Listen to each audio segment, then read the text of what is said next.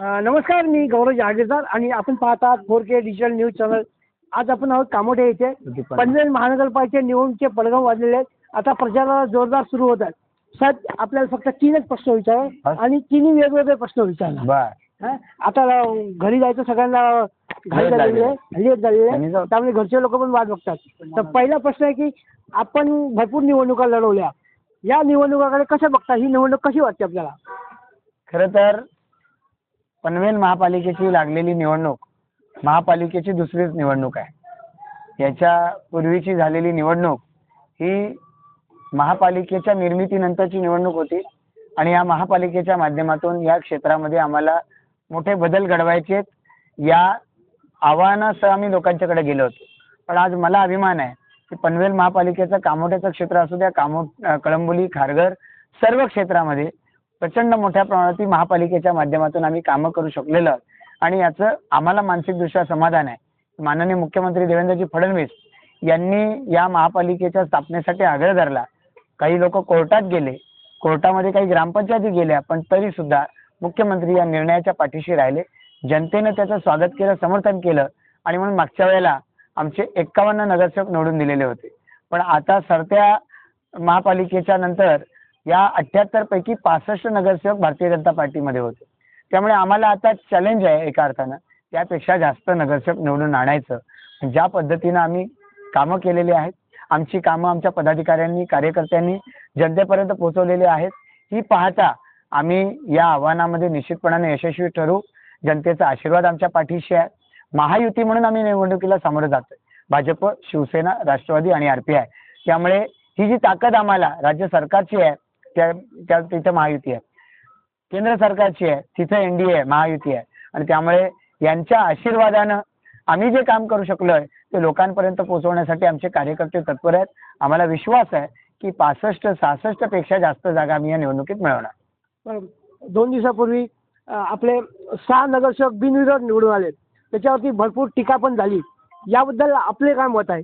खरं तर आम्हाला माझ्या भारतीय जनता पार्टीच्या 6 जे नगरसेवक निवडून आले त्या सर्व सहकाऱ्यांचं अभिनंदन करायचंय. त्यांनी निवडणुकीच्या दृष्टिकोनातून पूर्ण तयारी केलेली होती आणि आमच्या कार्यकर्त्यांची ही ताकद पाहता, सर्व तयारी पाहता निश्चितपणानं समोरच्या विकास आघाडीचं अवसान घडालेलं आहे. आणि त्यामुळे एखाद्या चादरीला ठिगळ लावावं तसा इकडचं उमेदवार तिकडे अशा पद्धतीने द्यायचा प्रयत्न केला. एका पक्षाचा उमेदवार दुसऱ्याच पक्षाच्या चिन्हावरती उभा राहतो. वर्षानुवर्ष जो शेका पक्षात राहिला तो मशाल घेऊन उभा राहतो. वर्षानुवर्ष जो काँग्रेसमध्ये राहिला तो मशाल घेतो. जो मशालीचा आहे तो पंजा घेतो.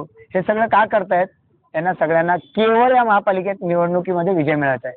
यांना विजय का मिळवायचा आहे? यांच्याकडे काही विजन नाही. यांच्याकडे फक्त भारतीय जनता पार्टीकडे टीका करण्यासाठीच्या शिव्या आहेत. या शिव्या देऊन आम्ही लहान होणार नाही, पण शिव्या देणाऱ्यांना त्यांची जागा मतदार जनता नक्कीच दाखवून देईल. आता अशा पद्धतीनं आम्ही ज्या वेळेला मोठ्या संख्येनं उमेदवारी अर्ज भरायला जातो, प्रत्येक कार्यक्रम, प्रत्येक उपक्रम आमचा मोठ्या जल्लोषात होतो, अशा वेळेला त्यांचे समोरचे जे उमेदवार आहेत हे अगदी लपून गेल्यासारखे जाऊन उमेदवारी अर्ज भरतात. त्यांच्याकडे संख्याबळ नाही, त्यांच्याकडे जनतेचं बळ नाही, जनतेचं पाठबळ त्यांच्याकडे नाही. ते निवडणुकीला कसे सामोरे जाणार होते?